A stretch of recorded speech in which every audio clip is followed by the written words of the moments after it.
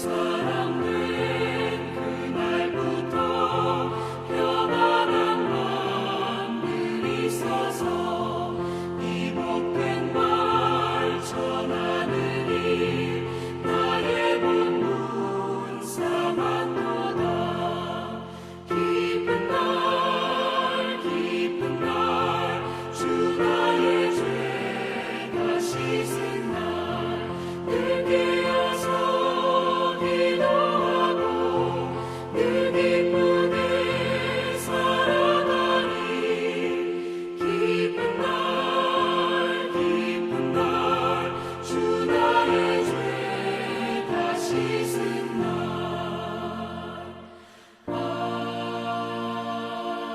아멘.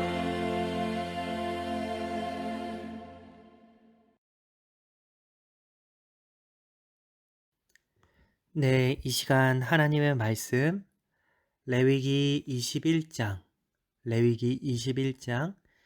1절부터 6절까지 말씀 읽도록 하겠습니다.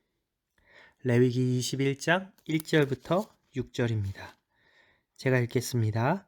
여호와께서 모세에게 이르시되 아론의 자손 제사장들에게 말하여 이르라.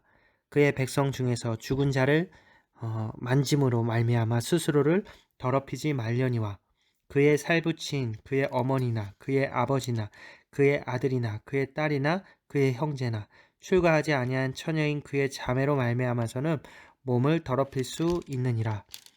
제사장은 그의 백성의 어른인즉 자신을 더럽혀 속되게 하지 말지니라. 제사장들은 머리털을 깎아 대머리 같게 하지 말며 자기의 수염 양쪽을 깎지 말며 살을 베지 말고 그들의 하나님께 대하여 거룩하고 그들의 하나님의 이름을 욕되게 하지 말 것이며 그들은 여호와의 화제 곧 그들의 하나님의 음식을 드리는 자인즉 거룩할 것이니라. 아멘. 유명한 가수가 콘서트를 하게 되면 사랑하는 가수를 보기 위해서 많은 인파가 몰려들죠. 그리고 기대하고 기다리던 가수가 무대에 오르면 관중의 함성 소리가 찢어질 듯이 울려 퍼집니다. 2시간 가까이 손을 흔들고 함께 노래를 부르고 땀을 뻘뻘 흘리면서 열광하던 관중들이 콘서트가 마치는 순간 썰물과 같이 다 빠져나갑니다. 그리고 그 이후에 가슴에 남아있던 여운이 확 사라질 만큼 온갖 종류의 쓰레기들이 객석을 가득 채운 모습이 또한 눈살을 찌푸리게 만듭니다. 그러한 모습들을 우리가 콘서트에서 종종 보게 되는 것이죠. 그들이 그토록 사랑하던 가수가 이러한 콘서트의 뒷모습을 본다면 어떤 감정을 느낄까 생각해 봅니다. 콘서트 이후에 그러한 모습들이 큰 아쉬움으로 다가오는 것이죠. 사실 우리의 신앙도 이와 비슷한 것 같습니다. 하나님은 하나님의 자녀로서 우리가 어떠한 삶을 살아가는 것을 기뻐하실까요? 오늘 본문 말씀을 통해 하나님이 원하시는 삶 무엇인지 우리가 잠시 생각해 보고 하나님이 기뻐하시는 삶을 우리가 살아갈 수 있기를 원합니다. 레위기 21장과 22장 말씀은 제사장이 일상생활 중에서 지켜야 할 정결에 관련된 규례를 다루고 있습니다. 특히 오늘 우리가 본문으로 읽었던 21장의 말씀은 제사장 개인의 성결과 그의 가정의 성결 규례를 다루고 있습니다. 제사장은 모든 이스라엘 백성들을 대표해서 하나님을 섬겨야 했고 하나님의 말씀의 모든 법규와 규례를 백성들에게 가르쳐야 했기 때문에 일반 백성들보다는 더 엄격하고 구별된 삶을 살아야 했습니다. 오늘은 2가지 사실로 나누어 살펴볼 수 있을 것 같습니다. 첫 번째로 제사장은 백성 중에 죽은 자를 만짐으로 말미암아 스스로 더럽히지 말 것을 하나님께서는 명령하셨습니다. 1절의 말씀입니다. 제가 읽어보겠습니다. 여호와께서 모세에게 이르시되 아론의 자손 제사장들에게 말하여 이르라. 그의 백성 중에서 죽은 자를 만짐으로 말미암아 스스로를 더럽히지 말려니와. 하나님은 제사장들이 죽은 사람을 가까이 하거나 만져서 의식적인 부정을 입지 말 것을 명하셨습니다. 그렇다면 왜 죽은 자를 가까이 하거나 만지는 것을 금하셨을까요? 그 이유는 죽음이 죄의 결과였기 때문이죠. 로마서 6장 23절 말씀은 이와 관련하여 분명하게 선포합니다. 죄의 삭은 사망이요 라고 선포하고 있죠. 죽음은 죄의 결과이기 때문에 하나님은 그것을 부정한 것으로 여기셨고 거룩하신 하나님을 가까이 섬기는 제사장들에게 백성들 가운데서 죽은 사람을 가까이 하거나 만질 수 없도록 하신 것입니다. 거룩하신 하나님을 섬기는 제사장은 날마다 자신의 거룩함을 지키기 위해 깨어 있어야 하는 것입니다. 사소한 작은 부분까지라도 하나님 앞에서 정결함을 지키기 위해 의식적인 깨어 있음이 필요한 것입니다. 그렇다면 이러한 질문이 생길 것입니다. 제사장의 사랑하는 가족이 죽음을 맞이하게 된다면 그 가정은 누가 돌봐야 하는가? 제사장이기 때문에 사랑하는 가족을 어쩔 수 없이 내팽겨 쳐야 하는 것일까? 라는 질문이 생기죠.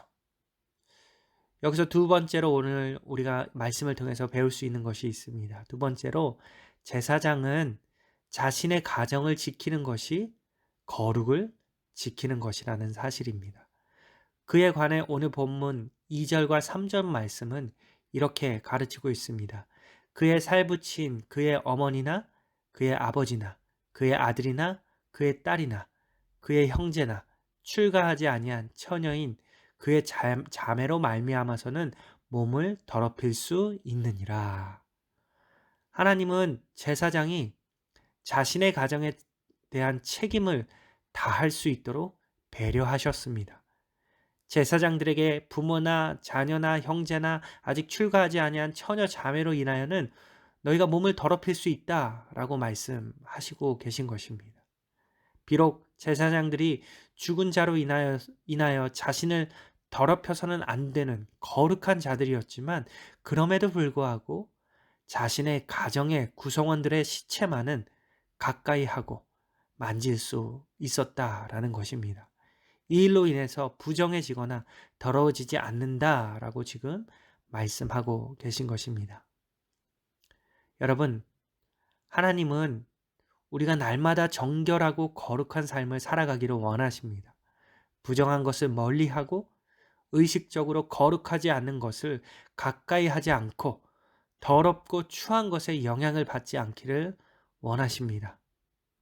우리가 한 주간 삶에서 우리를 거룩으로부터 멀어지게 만드는 것은 무엇인지를 진지하게 우리의 삶 가운데 고민할 수 있기를 바랍니다.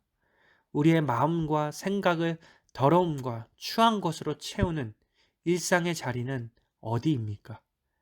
거룩하신 하나님 앞에 깨어서 의식적으로 그 자리를 떠나고 말씀의 자리로 옮겨서 그 자리에 굳게 설 수 있기를 바랍니다. 또한 하나님은 제사장의 가정을 소중히 여기셨습니다.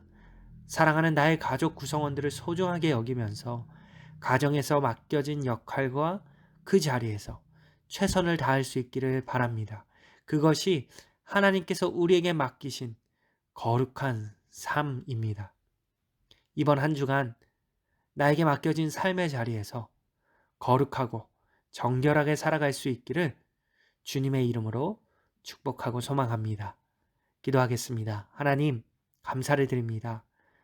하나님께서 오늘날 우리에게도 거룩한 삶을 원하시는 줄 믿습니다. 구별되고 분별하는 그러한 삶을 원하시는데 우리의 삶 가운데 거룩의 자리에 앉지 못하게 하는 그러한 자리가 있다면 박차고 일어나서 다시 한번 하나님의 말씀의 자리로 그 거룩한 자리로 나아올 수 있도록 도와주시고 말씀 앞에 굳게 서서 이번 한 주간도 승리하며 살아가기를 원합니다. 감사를 드리며 예수님의 이름으로 기도했습니다. 아멘. 이 시간 여러분들 각자가 기도하는 시간 갖도록 하겠습니다. 감사합니다.